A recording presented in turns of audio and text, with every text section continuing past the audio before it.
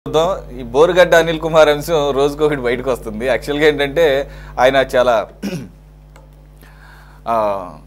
అసంబద్ధంగా చాలా జుగుప్సాకరంగా చేసిన వీడియోస్కి ఆయనకు తగ్గ శిక్ష ఏదో పడుతుంది, దాని వరకు అలా వదిలేద్దాం అనుకుంటే ఆయన చాలా ఒక విఐపి లాగా ట్రీట్ చేయబడుతున్నాడు అని చెప్పేసి రోజుకు ఒక అప్డేట్ వస్తుంది. మొత్తానికి అయితే బోరుగడ్డ అనిల్ కుమార్ బరితెగించినట్లుగా అర్థమవుతుంది. ఏకంగా జైలు అధికారులను గ్రిప్లో పెట్టుకొని జైల్లో జల్సా చేసినట్లుగా తెలుస్తోంది.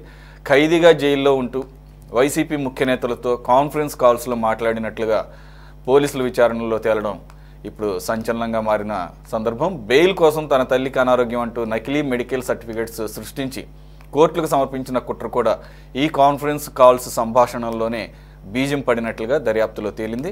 రాజమహేంద్రవరం జైల్లో అనిల్ కుమార్ కదలికలు, ఫోన్ సంభాషణలపై కనీస నిఘా లేకపోవడం పలు అనుమానాలకు తావిస్తుంది. అసలు జైలు రూల్స్ ఏం చెబుతున్నాయి? బోరుగడ్డ విషయంలో జైలు అధికారులు రూల్స్ పాటించారా లేదా, లేక అధికారులు అనిల్కు ఏమైనా ఫేవర్ చేస్తున్నారు? బ్రీఫ్గా చర్చిద్దాం సార్, ఎక్కువ టైం లేదు కాబట్టి ఒక 2-3 మినిట్స్ ఇచ్. రమేష్ గారు, యాక్చువల్గా జైల్ మాన్యువల్ ప్రకారంగా అయితే రిమాండ్ ఖైదీకి weekly 2 or 3 times phone calls అవకాశం ఇస్తారట, కుటుంబ సభ్యులతో మాట్లాడుకుంటారనే ఒక బేసిక్ దీంతో. అయితే ఇక్కడ ఏదో ఆయనకేదో ఫేవర్లు చేసేసారని కాదు, నిన్న మొన్న కూడా ఒకటి వచ్చింది ఏంటంటే, ఈ బెయిల్ వచ్చిన సందర్భంలో bail extension, bail first time ఆయన జెన్యున్గా తెచ్చుకున్నాడు, వాళ్ళ మదర్కి బాగాలేదు, అది బెయిల్ ఎక్స్టెన్షన్ విషయంలోనే ఒక ఫేక్ సర్టిఫికేట్ గుంటూరు నుంచి తెప్పించారని ఆ డాక్టర్ ఏమో కన్ఫ్యూజ్ చేశాడట, నేను ఇవ్వలేదని చెప్పేసి. సరే పక్కన పెడదాం, అది దర్యాప్తు జరుగుతుంది. ఆ సందర్భంలో అసలు February 15th first time bail వచ్చిందట. మీకు తెలియదు, నాకు తెలియదు, ఎవరికి తెలియదు, యాక్చువల్గా అది ఎవరికి తెలియదు. అదే పెద్ద ఆశ్చర్యకరమైన విషయంగా బయటకు వచ్చింది. అంటే జైలు అధికారులు అసలు అంత గోప్యత పాటించాల్సిన అవసరం ఏముంది? అలాగే పోలీసులకు కూడా ఇన్ఫామ్ చేయలేదని అది ఒక పెద్ద క్రైమ్ అవుతుంది. యాక్చువల్గా ప్రొసీజర్ ప్రకారం ఏంటంటే కన్సర్న్డ్ పోలీస్ ఆఫీసర్స్కి ఆ కేసు రిలేటెడ్గా ఉన్న వాళ్ళకి ఇన్ఫామ్ చేయాలి. ఇదొక వివాదం జరుగుతున్న నేపథ్యంలో ఈరోజు కాల్స్ జరుగుతున్నప్పుడు అవి వీడియో కాన్ఫరెన్స్ లాగా లేకపోతే కాన్ఫరెన్స్ కాల్స్ లాగా మోర్ దాన్ 1 person, అది కూడా వైసీపీ వాళ్ళతో అని చెప్పేసి ఆరోపణ ప్రస్తుతానికి. దాంట్లో భాగంగానే ఎలాగో బెయిల్ ఎక్స్టెన్షన్, దానికి సంబంధించిన సర్టిఫికేట్స్ అనేది ప్రస్తావన వచ్చింది అంటున్నారు. ఇప్పుడు ఈ రకంగా బోరుగడ్డ అనిల్ కుమార్ అనే వ్యక్తిని మీరు యాక్చువల్గా ఏంటంటే చాలా సందర్భాల్లో చెప్పారు అసలు మాకు వైసీపీకి ఆయనకి సంబంధం లేదు, కానీ రీసెంట్ గా రిలీజ్ చేసి అవును రిపబ్లికన్ పార్టీ, అది ఏకలింగం బ్యాచ్ ఒక ఆయన ఉంటాడు అక్కడ సెంట్రల్లో ఒక మినిస్టర్గా, రామ్దేవ్ అథవాలే అని చెప్పేసి. కానీ ఆయన ఎప్పుడు కూడా రిపబ్లికన్ పార్టీకి సంబంధించినట్టుగా ఎప్పుడు బోరుగడ్డ ప్రవర్తించలేదు, మీకు తెలిసింది. అది మీరు ఎంత డినై చేసినా డిసోసియేట్ చేసుకున్నా. ఈవెన్ రీసెంట్గా నిన్నగా మొన్న రిలీజ్ చేసిన వీడియోలో కూడా జగన్ అన్నే నాకు జగన్ అన్న నాకు తండ్రి లాంటి వాడు, జగన్ అన్న అంటాడు తండ్రి లాంటి వాడు, ఈ రకంగా మాట్లాడుతున్నాడు ఆయన. సో ఆ రకమైనటువంటి వ్యక్తిని మీరు ఏ విధంగా అసోసియేట్ చేసుకున్నారు ఇప్పటికీ అనేది ఒక పెద్ద ప్రశ్న. అసలు సురేష్ గారు, ఫస్ట్ నుంచి కూడా మీరు, నేనే కాదు, వైఎస్ఆర్ కాంగ్రెస్ పార్టీ నుంచి ఏ ఒక్కళ్ళు కూడా బోరుగడ్డ అనిల్ కుమార్ అనే వ్యక్తి మా పార్టీకి సంబంధించిన వ్యక్తి అని ఎవరూ చెప్పలేదు, ఈ రోజుకి కూడా చెప్పలేదు.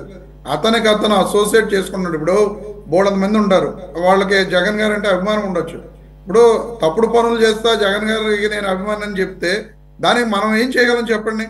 జగన్ గారు తప్పుడు పనులు చేయమని చెప్పి జగన్ గారు చెప్తారా? చెప్పరు కదా. ఖచ్చితంగా ఇప్పుడు బోరుగడ్డ అనిల్ అనే వ్యక్తి నిజంగా తప్పు చేస్తే, గతంలో తప్పులు, ఇప్పుడు అతను తిట్టిన తిట్లన్నీ కూడా మనం చూసాం. ఎవరో కూడా అది కరెక్ట్ అని చెప్పి మేము ఎవరో కూడా చెప్పలేదు. అతను అలా మాట్లాడటం తప్పనే చెప్పి మేమందరం కూడా చెప్పడం జరిగింది. అలాగే ఈ రోజున నిజంగా బోరుగడ్డ అనిల్ కుమార్ వైఎస్ఆర్ ఇప్పుడు ఆరోపణలు, ఎందుకంటే చూడండి, వైఎస్ వివేకానంద రెడ్డి గారి హత్య కేసులో 5 సాక్షులు ఎవరో చనిపోతే, ఒకళ్ళు అందులో ఈసీ గంగిరెడ్డి గారు, భారతమ్మ గారు నాన్నగారు, ఆయన అనారోగ్యంతో చనిపోయారు. అలాగే వైఎస్ అభిషేక్ రెడ్డి, ఆయన అనారోగ్యంతో చనిపోయారు. ఎందుకంటే మెడికల్ రిపోర్ట్స్ అన్ని కూడా ఉన్నాయి. ఇప్పటి నుంచి అనారోగ్యం కాదండి, ఆయన ఏజ్ రీత్యా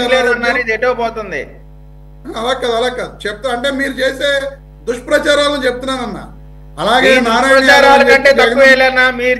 డ్రైవర్, అతను జగన్మోహన్ రెడ్డి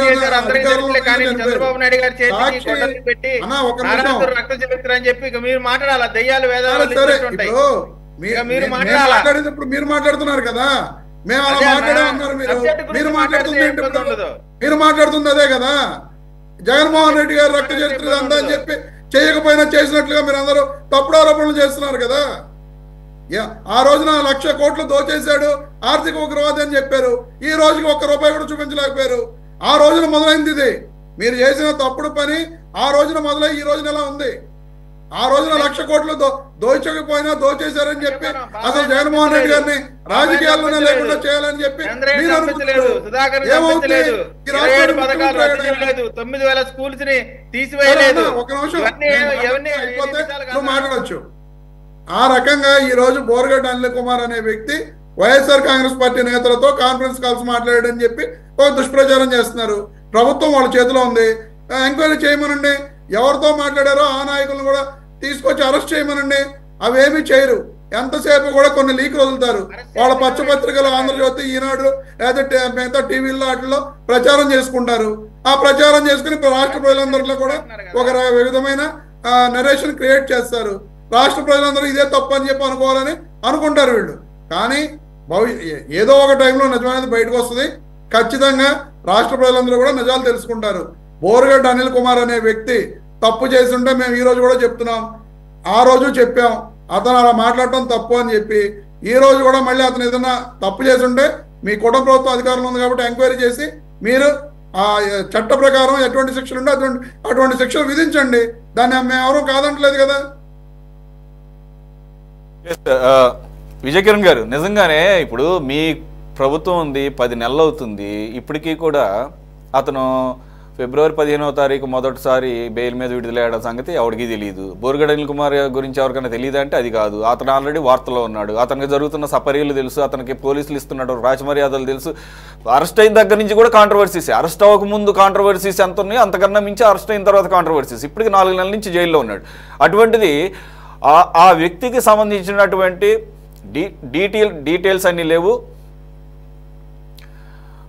రైట్, మనకి టీడీపీ తర్వాత రెస్పాండ్ అవుతారు. బాజీ గారు ప్లీజ్, ఎలా చూడాలి ఇప్పుడు బోరుగడ్డ వ్యవహారంలో ఈ రకమైనటువంటి ఈ మిస్ రూలింగ్ అంటారా, లేదంటే కనుక ఈ రకమైనటువంటి violation of rules, jail rules, jail manuals కూడా ఫాలో అవ్వడాన్ని ఎలా చూడాలి అసలు? బోరగడ్డ అనిల్ కుమార్ కి పోలీస్ యంత్రాంగంలో చాలా బలమైన సానుభూతి పరులు కానివ్వండి, అభిమానులు కానివ్వండి, సపోర్ట్ చేసేవాడు ఉన్నారండి. అట్లాగే అతను మేనేజ్ చేసుకోవటంలో, అధికారులను మేనేజ్ చేసుకోవడంలో చాలా పెద్ద దిట్టగా చెప్తారు. ఇప్పుడు జైల్లో ఉండి ఆయన జైలు రికార్డ్స్ లో తన సిస్టర్ ఫోన్ నంబర్ ని నమోదు చేశాడని చెప్పి చెప్తున్నారు. సిస్టర్ ఫోన్ నంబర్ ని నమోదు చేస్తే అది ఎవరి నెంబరా ఏంటి అనేది వాకప్ చేయకుండా ఎలా జైలు అధికారులు యాక్సెప్ట్ చేశారు అనేది ఒక $1 మిలియన్ క్వశ్చన్.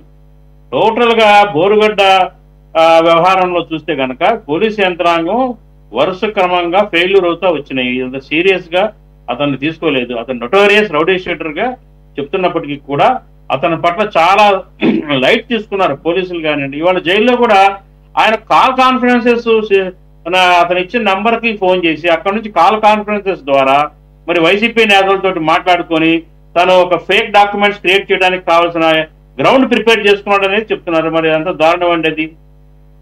అంటే ఏం చేస్తున్నారు జైలు అధికారులు? ఫెయిల్యూర్ కాదా అది? అసలు ఫోన్లు 2-3 తడవల కంటే ఛాన్స్ ఇవ్వరు రిమాండ్ ఖైదీలకి. అట్లాంటప్పుడు ఇతను తరచుగా ఫోన్లో మాట్లాడటం, మరి బాహాటంగానే పబ్లిక్ గానే మాట్లాడతారండి అధికారుల ముందే. మరి ఇవన్నీ కూడా మరి ఈ జైలు అధికారుల ఫెయిల్యూర్స్, పోలీసు అధికారుల ఫెయిల్యూరు. అట్లాగే ఆయన బెయిల్ ఇచ్చారు. మరి అట్లాగే ఈ కాగితాలు చూపించి కోర్టులో కూడా బెయిల్ ఎక్స్టెన్షన్ కోసం ప్రయత్నం చేశాడు. బెయిల్ ఇచ్చిన సంగతి రహస్యంగా ఉంచాల్సిన అవసరం ఏముంది? పోలీస్ యంత్రాంగం ఆ మాత్రం పసిగట్టలేకపోయిందా బెయిల్ వచ్చిన సంగతి కానీ, బెయిల్ ఇచ్చిన సంగతి కానీ? కాబట్టి ఇవన్నీ ఏంటంటే టోటల్ గా చాలా చక్కగా అతను మ్యానిపులేట్ చేస్తున్నాడు. దానికి సహకరిస్తున్నారు అధికారులు. ఇది ఒక రకంగా చెప్పాలంటే ప్రభుత్వం యొక్క ఫెయిల్యూర్ గానే చూడాలి. కాబట్టి ఏంటంటే ఇట్లాంటివి ఇంకా జరగకుండా చూసుకునే బాధ్యత ఉంది అధికారులకి. ఇప్పటికైనా అతను ఎవరితో మాట్లాడాడు, ఏ నంబర్లకు మాట్లాడాడు, ఎవరు ఇతనికి ఈ రకమైన బ్యాక్ డ్రాప్ లో ఎవరు ఇతనికి సపోర్ట్ చేస్తున్నారు, ఇప్పటికైనా అధికారంలో ఉన్న ప్రభుత్వం ఆ విషయాల్ని బయటకు తీసి తగిన చర్యలు తీసుకోవాల్సిన అవసరం ఎంతైనా ఉందనేది నా ఉద్దేశం అండి. Okay right. లక్ష్మణ్ గారు, సార్ కంక్లూడ్ చేయండి సార్. జనరల్గా అయితే మీకు తెలిసినట్టు మీకు ఉన్నటువంటి ఇన్ఫర్మేషన్ ప్రకారంగా ఎస్ కిరణ్ గారు ఒక్క నిమిషం సార్, లక్ష్మణ్ గారు వస్తాను. కిరణ్ గారు రీజాయిన్ అయ్యారు, ఒక్క నిమిషం. ఈ ఛానల్ ఎవరో తెలుసు కదండి, ఈ ఛానల్ సరిగా సాక్షి ఛానల్. రమేష్ గారు ఏ ఛానల్ అండి? సాక్షి ఛానల్లో బోరుగడ్డ అనిల్ మాట్లాడతాడు. జగన్మోహన్ రెడ్డి గారితో క్లోజ్ గా ఉన్న ఫోటోలు అనేక ఉన్నాయి నెట్ లో. రెడ్డి గారితో కలిసిన ఫొటోస్, అంతేకాదు ఇసుక రీచ్లు తీసుకున్నటువంటి పోలీసులు గన్మ్యాన్లు ఇచ్చినటువంటి, అంటే మీరు మాకేం తెలియదు అంటే కుదరదు. ఇంకొకటి నాకు అర్థం కావట్లేదు, ఇవాళ వల్లభనేని వంశీని పరామర్శిస్తారు జగన్మోహన్ రెడ్డి గారు, బోరుగడ్డ అనిల్ని ఎందుకని పరామర్శించరు? ఇప్పుడు వాడు నేను దళితుడిని అంటున్నాడు కదా, మీ నాయకుడిని ఎందుకు పరామర్శించలేదు?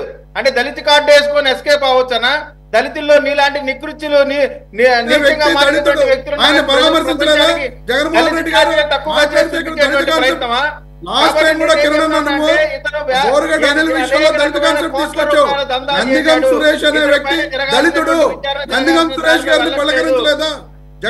గారు పలకరించారు కదా, తీసుకొస్తున్నావు నువ్వు. రమేష్ గారు ఏదో ట్రాక్ మార్చుతామంటే కిరణ్ గారు కిరణ్ గారు విజయ్ కిరణ్ గారు, మీ పాయింట్ ఏంటి ఇక్కడ? బోరుగడ్డ అనిల్ కుమార్ ని పరామర్శించాలని కోరుకుంటున్నారా జగన్మోహన్ రెడ్డి గారు? అసలు ఎవరన్నా పరామర్శిస్తారు?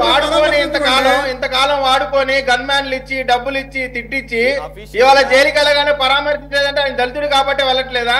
అఫీషియల్ గా నందిగం సురేష్ గారు కూడా దళితుడే, మరి వెళ్ళి పరామర్శించి వచ్చారు జగన్మోహన్ రెడ్డి గారు. ఎవరినండి అతన్ని ఎవరన్నా పరామర్శిస్తారా?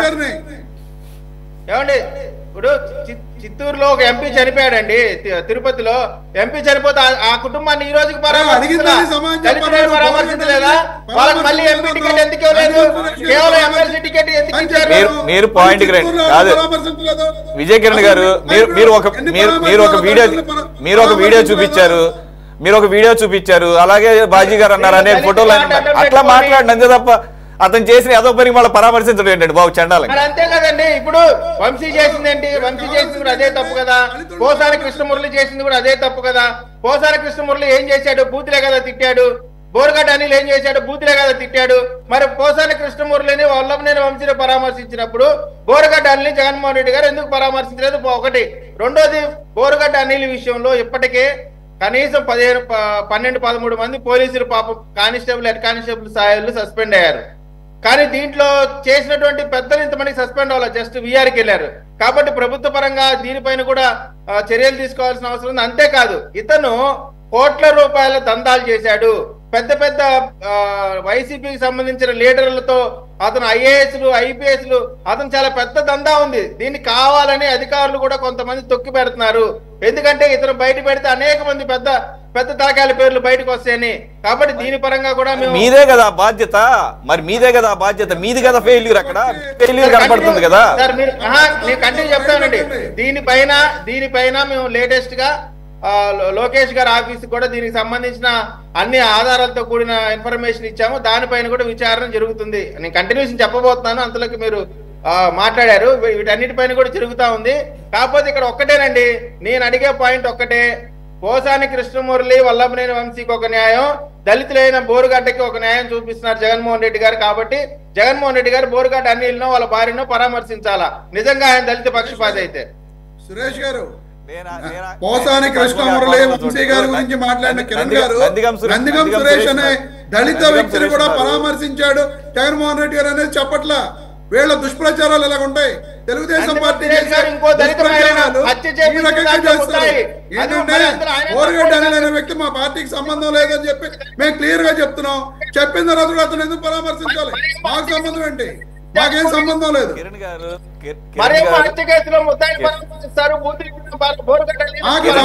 వ్యక్తిని మేము పరామర్శించాల్సిన అవసరం లేదండి. కిరణ్ గారు, రమేష్ గారు, ఎవరైనా కానీ వారు ఏంటి వంశీ అవ్వచ్చు, పోసాని అవ్వచ్చు, లేకపోతే బోరుగడ్డ అవ్వచ్చు, ఇంకెవరైనా కానీ చేసిన పని ఏదో పని అయినప్పుడు పరామర్శించడమే దరిద్రం అనుకుంటే మీరు మళ్ళీ ఎందుకు పరామర్శించలేదని వాదనలు పెట్టుకుంటాం. ఇంకా చాలా ఇదిగా ఉంది. పరామర్శించాల్సిన దళిత కాన్సెప్ట్ తీసుకొచ్చి దళితులు ఏదో చేసేద్దాం, మీరు ఎంత చేసినా దళితులు ఎప్పుడు ప్రజా సమస్యల మీద పార్టీతో పాటే ఎంత ఉంటారు. చేసినా ఎందుకు ఒక్క హైదరాబాద్ పేరు చంపినందుక ఎన్ని అంబేద్కర్ గారి పేరు తీసి జగన్మోహన్ రెడ్డి గారి పేరు పెట్టుకున్నందుక ఒక్క నిమిషం డోర్ ఆగండి. డెలివరీ చేసినందుక శిరోముండనం చేసినందుక ఎందుకుంటారు మీ వెనక ఎందుకుంటారు మీ వెనక ఒక కారణం చెప్పండి మీతో ఎందుకుంటారు రమేష్ గారు, కిరణ్ గారు, రమేష్ గారు, ప్రజా సమస్యల మీద పోరాటాలు చేసో పీడీ యాక్ట్లు పెట్టో లేకపోతే ఆ రకమైన రెస్ట్రిక్షన్స్ పెట్టో జైల్లో ఉంటే పరామర్శించాల్సిన పోయి ఈ రకమైనటువంటి ఇదేంటి దుర్భాషలాడి లేకపోతే బూతులు తిట్టిన వాళ్ళని పరామర్శించడం అనే దాని మీద మనం ఇప్పుడు దాని మీద మాట్లాడుకుంటాం అనేది కరెక్ట్ కాదు. సురేష్ గారు, మీరు కూడా ఇదే రాంగ్ నోషన్ లోకి వెళ్తున్నారు. తిట్టినందుకు ఎక్కడ కేసులు పెడితే రిమాండ్ లో లేవు. వల్లభనేని వంశీ గారిని కూడా ఎవరినో కిడ్నాప్ చేశారని చెప్పి దాని మీద కేసు, అలా అది కూడా అక్రమ కేసు. పోసాని కృష్ణమురళి గారిది కూడా నంది అవార్డుల మీద మాట్లాడారని చెప్పి దాని మీద కేసు. మీరు తిట్టినందుకు కేసులు పెట్టిన వాళ్ళని చెప్పండి అనేది కరెక్ట్ కాదు. వీళ్ళు పెట్టినయే అక్రమ కేసులు. అక్రమ కేసులతోటి లోపల వేస్తున్నారు తప్ప వీళ్ళు ఎక్కడా కూడా సక్రమంగా వీళ్ళు తప్పు చేశారని నిరూపించి కేసులు పెట్టే శక్తి వీళ్ళకి లేదు. లక్ష్మణ్ గారు ప్లీజ్ కంక్లూడ్. ఇది ఎందుకు పరామర్శించాలి, దేనికోసం పరామర్శించాలి పక్కన పెడితే, బోరుగడ్డ అనిల్ విషయంలో జైలు అధికారుల యొక్క సహకారం పూర్తి స్థాయిలో ఇక్కడ కనపడుతుంది అనేది ఎంతవరకు కరెక్ట్? ఇది పోలీసులకు కూడా తెలియకుండా, పోలీసులకు కూడా ఇన్ఫార్మ్ చేయకుండా బెయిల్ ఇచ్చిన విషయం అని చెప్పేసి పోలీసులు చెప్పడాన్ని అసలు నమ్మొచ్చా సార్? లక్ష్మణ్ గారు ఏం చెప్పారు సార్? అదే జనరల్ గా జైల్ మాన్యువల్స్, జైల్ రూల్స్ ప్రకారంగా అయితే గనక ఈ రకంగా ఒక ఖైదీ, రిమాండ్ ఖైదీ ఫోన్ తీసుకొని ఏంటి కాన్ఫరెన్స్ కాల్స్ మాట్లాడుకుంటాం పర్సనల్స్గా, అలాగే వారేం మాట్లాడుకుంటున్నారో అన్న దాని మీద నిఘా లేకపోవడం, ఆఖరికి అతనికి బెయిల్ ఇచ్చిన విషయం కూడా బయటికి తెలియకపోవడం, గోప్యత ఉంచడం, పోలీసులు కూడా సరిగ్గా సమాచారం చేరవేయలేదని చెప్పేసి ఆరోపణలు రావటం, ఇది సాధ్యం? ఇది జరిగే పనేనా అసలు? సాధ్యమే. ఏ ప్రభుత్వం అధికారంలో ఉన్నా. నీకు ఒక విషయం చెప్పనా, ఢిల్లీలో ఒక ముద్దాయి జైల్లో ఉంటే వారానికి 2 రోజులు ఇంటికి పోయి భార్యతో సుఖాన్ని పొంది తిరిగి వచ్చి మళ్ళీ జైల్లో ఉండేవాడు. 20 ఏళ్ళ కిందట పెద్ద న్యూస్ అది. ఏం చెప్తాం దానికి? ఇంటికి పోయి 2 రోజులు ఉండి మళ్ళీ రావడం. ఎలా వెళ్ళాడు, ఎలా వచ్చాడు? ఇక్కడ వీళ్ళే ఖైదీలు కాపలా ఉండేటువంటి పోలీసు వ్యవస్థనే జైలుకు సంబంధించిన అధికారులు, కానిస్టేబుల్లే మొబైల్ ఫోన్లు తీసుకెళ్లి వాళ్ళకి ఇచ్చి మాట్లాడినాక మళ్ళీ అది తీసుకొని మళ్ళీ వెళ్ళిపోతారు. అలాగే ఇంటి నుంచి పోయి మామూలుగా చట్ట ప్రకారం అలా ఫోటో అలౌ చేస్తారు, జైలు అధికారులు అలౌ చేస్తే ఇంటి నుంచి ఫోటో అలౌ చేస్తారు.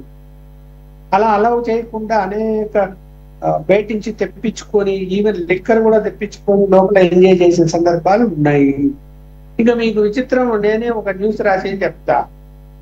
ఒక ఖైదీ బదులు ఇంకో ఖైదీ జైల్లో ఉన్నాడు.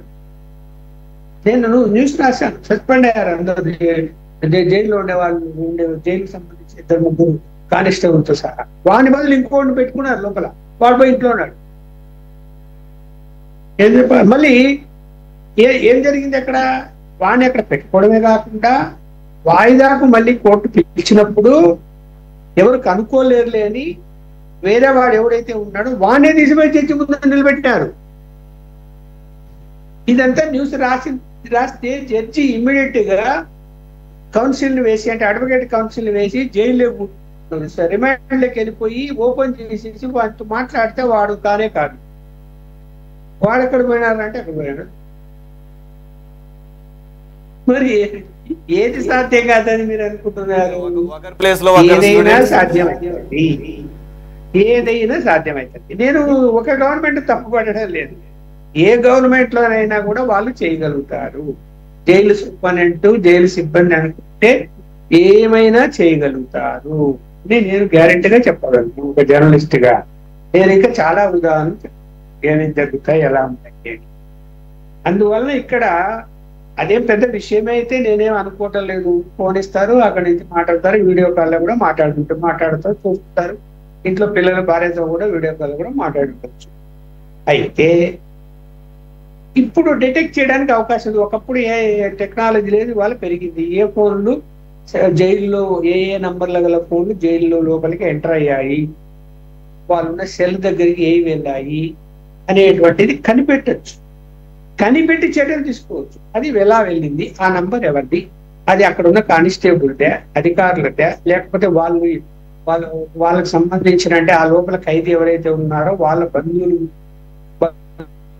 బంధువులు తీసుకొచ్చి ఇచ్చి వీళ్ళకు అప్పుడప్పుడు మాతో మాట్లాడిస్తుందని పొరుగు ఇచ్చిపోతారు. వీళ్ళకు కానిస్టేబుల్స్ మాట్లాడిస్తూ ఉంటారు. ఆ ఫోన్ వీళ్ళ దగ్గర స్విచ్ ఆఫ్ తీసుకుని వీళ్ళ దగ్గర పెట్టుకుంటారు. అట్లనా అనేది కనిపెట్టడం పెద్ద విషయం కాదు. కనిపెట్టొచ్చు. సీసీ కెమెరాలు ఉన్నాయి, అన్ని ఉన్నాయి, ఎక్కడేం జరుగుతున్నాయి, ఎవరేం పోతున్నారు, ఏ బ్యారెక్లోకి పోయాడు అనేది ఆ ఫోన్ జోలు పెట్టుకొని పోతే దొరికిపోతారు కదా, ఎవరు తీసుకెళ్లారు, ఏ బ్యారెక్ లో పోయిందని. ఇవన్నీ చెయ్యాలి కదా, చేస్తారా? ఏ గవర్నమెంట్ వచ్చినా కూడా చేస్తారా? అసలు వాళ్ళని దృష్టి పెడతారా? ఇప్పుడు రాజకీయంగా ఆరోపణలు చేసుకుంటూ కూర్చుంటారు కానీ వాళ్ళ మీద కాన్సన్ట్రేషన్ చేసి అసలు వాళ్ళు ఏం చేస్తున్నారు, లోపల ఏం చేస్తున్నారు, బయట ఏం చేస్తున్నారు, ఏం జరుగుతున్నది అన్నది పై అధికారులు మానిటరింగ్ చెయ్యాలి. చట్ట మామూలుగా అయితే చేస్తారా? ఎవరు ఏం పట్టించుకోరు, అన్ని జరిగిపోతుంది. అది కాదండి, ఆయన పాపం ఆ ముసలాయన ప్రత్యక్ష సాక్షి అని చెప్పినటువంటి పెద్ద ఆయన పులివెందుల్లో చనిపోతే అనుమానం రాలే, చనిపోయి పోస్ట్మార్టం అయిపోయి ఆయన తీసుకెళ్లి పూడ్చిపెట్టిన తర్వాత అనుమానం వస్తుందా? అంటే ఏం చేస్తున్నట్టు ఇక్కడ ఇంటెలిజెన్స్ వ్యవస్థ? ఏం చేస్తున్నట్టు? మీకు అనుమానం ఉన్నప్పుడు చనిపోతే రావాలా, వెంటనే వేరే టీంను పంపించాలా, ఆ టీం వచ్చి పోస్ట్మార్టం చేయాలా, దాని తర్వాత బంధువులకు అప్పగించాలా. అరే పోస్ట్మార్టం చేసి తీసుకెళ్లి పాతి పెట్టి ఓ 2 రోజులు గడిచిపోయిన తర్వాత అనుమానం వచ్చిందని మళ్ళా శవాన్ని బయటికి తీసి మళ్ళీ ఎవరో టీం వెళ్ళిపోయి చేస్తున్నారు. అంటే ఇక్కడ ప్రభుత్వ వ్యవస్థ, ప్రత్యేకించి పోలీసు వ్యవస్థ చాలా నిర్లిప్తంగా ఉంది. పట్టి పట్టనట్టు ఉంది. గవర్నమెంట్ పట్టు దొరకలేదు ఇంకా. దాన్ని జగన్మోహన్ రెడ్డి మీద నిందేస్తారు. మీరు కంట్రోల్లోకి తెచ్చుకోవాలా? ఇంకా ఆయన మనుషులు ఉన్నారు, ఇంకా ఆయన తొత్తులు ఉన్నారంటే ఏం చెప్తాం దానికి మనం? ఇప్పుడు ఎవరు ఏ ప్రభుత్వంలో ప్రమోషన్లు వచ్చినా, లేకపోతే అపాయింట్మెంట్లు జరిగినా కూడా, లేకపోతే ఏదైనా పలుకుబడి ఉపయోగించి ఉద్యోగాలు ఇప్పిస్తే మనసులో వాళ్ళకి అభిమానం ఉంటుంది. ఆ మనిషి ఏం చెప్పినా చేస్తారు. అది దాన్ని ఎవరు ఆపలేరు. అది ఎవరు ఆపలేరు. దాన్ని వాని జీవితాన్ని కాపాడాడు, వాడి జీవితానికి ఒక దారి చూపించినాడు అంటే ఆ మనిషి ఏదైనా పని చెప్తే చేసి ఇస్తాడు. చెయ్యరాని పని అయితే నేను చేయలేనని చేతుల్లో తెచ్చాము కానీ చేసే పని చేస్తాడు. పోలీస్ కానిస్టేబుల్లే స్కూటర్లో బాంబులు పెట్టుకొని తీసుకుపోయి ఇచ్చొచ్చారు. ఆ నాయకుడు చెప్తే పలాసాటి ఇచ్చిరాపో అంటే దాంట్లో చెక్ పోస్టులు పట్టుకుంటారంటే వీళ్ళని పంపించినారు. నేనే విట్నెస్ దానికి. మరి ఏం చెప్పాలి దానికి మనం? ఏమైనా జరుగుతాయి ఇక్కడ. ఈ జరగవు అని చెప్పడానికి లేదు. అలా ఉంది, వ్యవస్థలు అలా ఉన్నాయి. కానీ వాటిని కంట్రోల్కి తీసుకోవాలి. తీసుకుంటున్నారా? చేయగలుగుతున్నారా? అసలు హోంమంత్రి ఎలా పనిచేస్తున్నారు, డీజీపీ ఎలా పనిచేస్తున్నారు, ఇంటెలిజెన్స్ వ్యవస్థ ఎలా ఉంది? ఆకులు కాలిన తర్వాత చేతులు పట్టుకున్నాడు సామెత ఎందుకు చెప్పారు పూర్వం పెద్దవాళ్ళు? అరే బాబు జాగ్రత్త. అంత పెద్ద సెన్సేషనల్ కేసులో 4 చనిపోయారు లేకపోతే 5 చనిపోయారు అంటే సరే, కారణాలు కొంతమంది న్యాచురల్ గా చనిపోయి ఉండొచ్చేమో కానీ ఒకవేళ ఏదైనా అనుమానం ఉంటే ఎందుకు రాలి మీకు? ఒకరిద్దరు చనిపోతే అనుమానం రావాలి కదా, ఏమో జరుగుతుంది అని చెప్పి ప్రతిదీ జాగ్రత్తగా చర్య తీసుకోవాలి కదా, మానిటర్ చేయాలి, ఈ నిఘా వ్యవస్థ పెట్టాలి. అరే ఎవరు ఎక్కడ కూర్చున్నారు, ఏం చేస్తున్నారు, అందులో ఉన్నటువంటి సాక్షులందరూ ఎక్కడెక్కడ ఉన్నారు, వాళ్ళకి ఎవరు మానిటర్ చేయాలా? పోలీస్ వ్యవస్థ. దానికి ఎవరు పోలీసు వ్యవస్థను హెచ్చరించాలా? ఇంటెలిజెన్స్ వ్యవస్థ. ఈలమైన ఎవరు చూడాలి? రాజకీయ నాయకులు. ఓకే, రాష్ట్రంలో ఉన్నటువంటి ముఖ్యమంత్రి లోకేష్ గారు, హోంమంత్రి వాళ్ళు రాష్ట్రం అంతా పర్యటించాలి, బిజీ ఉంటారు. పులివెందుల్లో ఉన్న లోకల్లో తెలుగుదేశం నాయకులు ఏం చేస్తున్నట్టు చెప్పండి. చనిపోయిన తర్వాత మా దోస్తుల విషయం ఉందంటే చెప్తాడు బీటెక్ రవి. అయ్యా బాబు, అది జరిగిన తర్వాత చనిపోతూనే వెంటనే నువ్వు ఎందుకు అనుమానం వ్యక్తం చేయలే? అక్కడ ఉన్నావు కదా. పూడ్చిపెట్టిన తర్వాత నువ్వు మరుసటి రోజు దోషులు ఏమన్నా విషయం ఉందో అని మాట్లాడతావా? ఎవరు మానిటర్ చేయాలి? ఎవరికి శ్రద్ధ ఉంది చెప్పండి? ఆరోపణలు చేసుకోవడం వరకే శ్రద్ధ ఉండాలి కదా. అంత సెన్సేషన్ కేసు అది. మీరే దాన్ని రాజకీయంగా ఉపయోగించుకున్నారు ఎన్నికల ముందు. Okay, let us leave it there. అది చూద్దాం. అసలు ఈ బోర్గడ్డ విషయంకి వచ్చేసరికి ఇప్పుడు బెయిల్ ఎక్స్టెన్షన్ టైం కూడా అయిపోతుంది. 11వ తారీఖు రేపు యాక్చువల్గా అతను లొంగిపోవాలి. లొంగిపోతాడో లేదు. అలాంటి పని చేశాడు అంటే పీపీ ఏం చేసేటంటే పబ్లిక్ ప్రాసిక్యూటర్ ఎందుకు ఇంతవరకు సస్పెండ్ చేయలే? పబ్లిక్ ప్రాసిక్యూటర్ ఎందుకు అభ్యంతరం చెప్పలేదు దాని మీద? ఎందుకు విచారణ చేయమని లోపల అడగలేదు? అసలు ఆబ్సెంట్ అయిపోయి అసిస్టెంట్ పంపించాడంట. రెండోసారి ఆయనకు బెయిల్ వచ్చినప్పుడు ఆయన అటెండ్ కాలేదు. దానికి ఏమన్నా మరి అంటే ఎవరు మానిటర్ చేసినట్టు అక్కడ ఏం చేసినట్టు ఎవరిని పట్టుకోవాలి అక్కడ? అలాగే పోలీస్ కానిస్టేబుల్ రెగ్యులర్ గా అటెండ్ అవుతాడు వాయిదా ఉన్నప్పుడల్లా. ఆ బెయిల్ విచారణ జరిగేటప్పుడు కూడా గవర్నమెంట్ ప్లేటర్ వస్తాడు, వాళ్ళతో పాటు ఫైల్ ఎత్తుకొని పోయి కన్సర్నింగ్ ఒకవేళ ఐఓ వెళ్ళకపోయినా ఇన్వెస్టిగేషన్ ఆఫీసర్ కానిస్టేబుల్ ఉంటాడు. కోర్టు కానిస్టేబుల్ అని ఒక ప్రత్యేకంగా ఉంటాడు. అతనేం చేసినట్టు కాపీలు ఇస్తారు కదా. మేబీ బోరుగడ్డ రిప్రజెంట్ చేస్తున్నటువంటి పార్టీ సెంట్రల్ గవర్నమెంట్ లో ఒక ప్రముఖమైన వ్యక్తి కాబట్టి మేబీ పై స్థాయి నుంచి ఏమన్నా సహకారం దొరుకుతుందేమో సార్. సార్ మొత్తానికి నిజమా కాదా ఏంటి ఇంతకుముందు కూడా ఇలా పోయాడు లేదు. సెంట్రల్ లెవెల్లో ఎన్డీఏ గవర్నమెంట్ లెవెల్లో సహకారం దొరుకుతుందో అర్థం చేసుకోవాలి. Right sir. లక్ష్మి గారు, షార్ట్ ఆఫ్ టైం మనకి జైళ్ల శాఖ ఇంత నిర్లిప్తంగా ఉన్నప్పుడు నాకు ఇప్పుడు అనిపిస్తుంది, ఎందుకంటే ఆయన అఫీషియల్గా రిప్రజెంట్ చేస్తున్న పార్టీ నాయకుడు మినిస్టర్గా కూడా ఉన్నాడు సెంట్రల్గా. మరి ఆ లెవెల్లో ఏమన్నా ఇన్ఫ్లుయెన్స్ ఏమన్నా జరుగుతుందేమో, పోలీసులను కూడా కాదని చెప్పేసి జైలు శాఖ జైలు అధికారులు ఈ రకమైనటువంటి సపోర్ట్ ఇస్తున్న దాన్ని చూస్తే. థ్యాంక్స్ ఫర్ జాయినింగ్ లక్ష్మణ్ గారు, బాజీ గారు, రమేష్ గారు అండ్ విజయ్ కిరణ్ గారు. ఇది వాళ్ళ టాప్ డిబేట్. మరో అంశంతో మళ్ళీ కలుద్దాం. Stay tune to city 24/7.